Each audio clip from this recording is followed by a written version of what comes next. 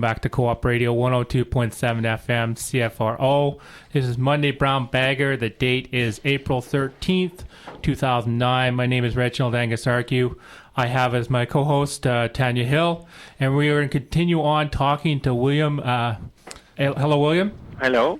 Yeah, we'd like to continue, and I noticed in there's an article that's put out on online, and it talked about how there's the Guardian and the Observer, which come out of the UK, that they also had Barrick Gold sue them.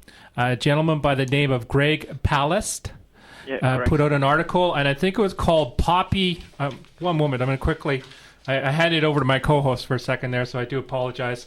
It's called Poppy Strikes Gold, is what it's called. And what happens is that Barrick Gold also slammed a lawsuit against those two online magazines to ban the publication of this. Yep. So to me, it sounds like it's you can look at it from a standpoint of when we were growing up, and we used to be in the sandbox area, you always had one bully that didn't like it when other people started saying stuff against them. That the bully has only gotten bigger and now has basically gigantic toys that it looks upon to try to control the people. And we, the people, should band together and join. So with that said, is there any website that actually the listening audience can go to possibly, even if to help you with funding or help get the word out more about your organization? Yeah. The website is actually there are a lot of content in English also. It's www.slapp.ecosociete ecosociete.org /en for English. So on this website you can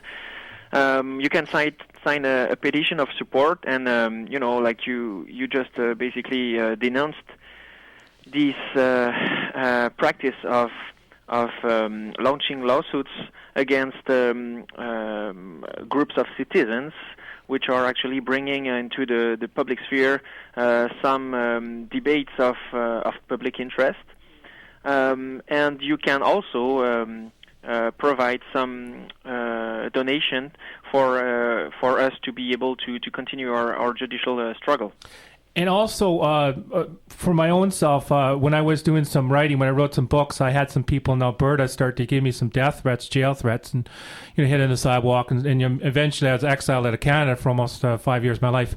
Now, one of my favorite death threats that they gave me was a black cloud hanging over you. And I hate to see what happened if you don't put the book away. Then the gentleman turns to my wife and says to my wife, going, "After I'm dead, she'll take her life." Now, and then basically March of last year, there was a gentleman that called my number and said, "I know where you live, I know your routine, I'll hide and I'll take you out."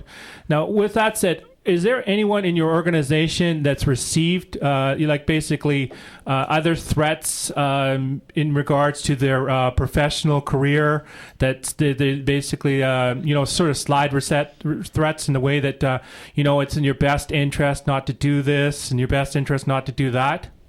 No. We haven't received such a threat.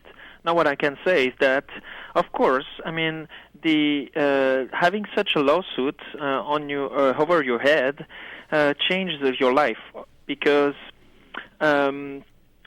people that are actually people you're working with and you're working for are looking at that with a lot of concern, because if you're if they know that you may have to be away from work, to be involved in a very time-demanding, energy-consuming judicial proceeding. That's what we have experienced for the last year. For instance, last fall, like the three authors and the personnel of the publisher, we have all in total spent 20 days of examinations in front of Barrick's lawyers. That is a very time and energy consuming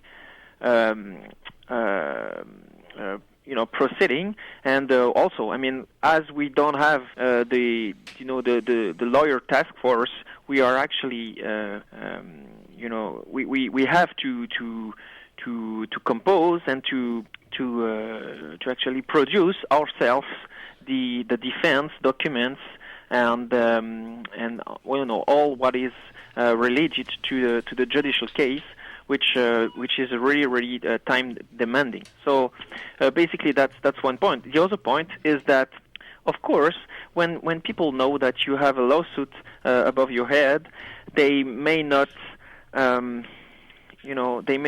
let you speak the way they would have done without it.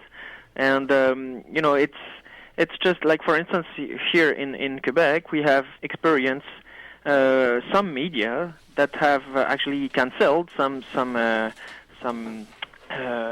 interviews we were supposed to give just because of the lawsuit, because these lawsuits are actually frightening journalists, and they don't want to get this type of judicial proceeding on their shoulder, of course.